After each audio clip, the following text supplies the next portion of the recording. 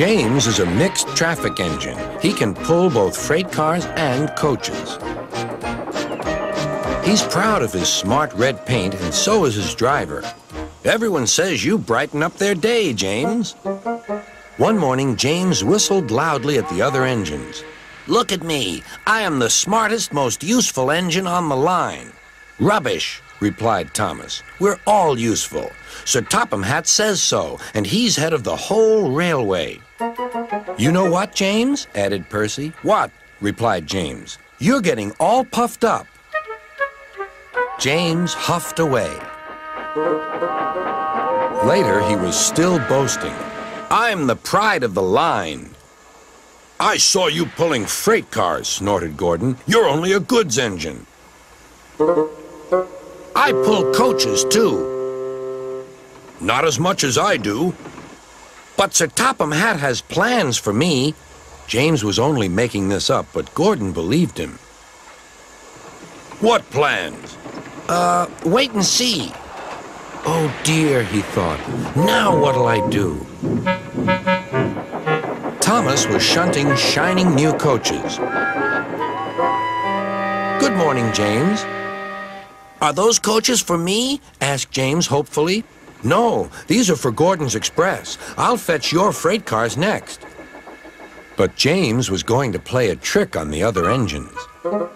Actually, Thomas, I'm taking the coaches. Sir Topham Hatt asked me to tell you. What about the cars? Asked Thomas. Give them to Gordon. Come on, Thomas, said his driver. Orders are orders.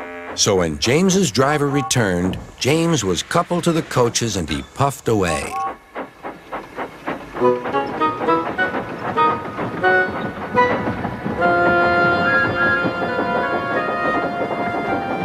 Thomas returned with the freight cars, and a few minutes later, Gordon arrived. Where's the express? Thomas told him about James, and so here are your cars. Gordon was very cross, and so was his driver. Wait till Sir Topham Hatt hears about this. Meanwhile, James was enjoying himself enormously. What a clever plan! What a clever plan! He chuffed. Then he saw Sir Topham Hatt. Some jokes are funny, but not this one, James. You have caused confusion. Yes, sir, said James. You will now stay in your shed until you are wanted. The other engines teased James. I wonder who'll be pulling the express today, said Gordon. I expect it'll be you, replied Henry. James is stuck in the shed for being silly. James felt sad. Next morning, he went back to work. Hello, whistled Thomas. Good to see you out and about again. I'm sorry I tricked you, said James.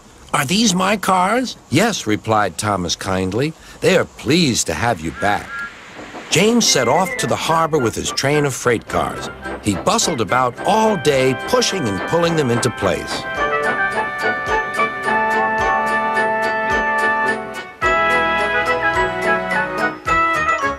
Time to go home now, James, said his driver at last. No cars or passengers, just we two. But his driver was wrong. Excuse me, called a man. I have a meeting with Sir Topham Hatt and I mustn't be late. May I ride back with you? Of course, replied James's driver. Then he whispered to James, this gentleman is a railway inspector. James was most impressed. He steamed along the line as smoothly and quickly as he could.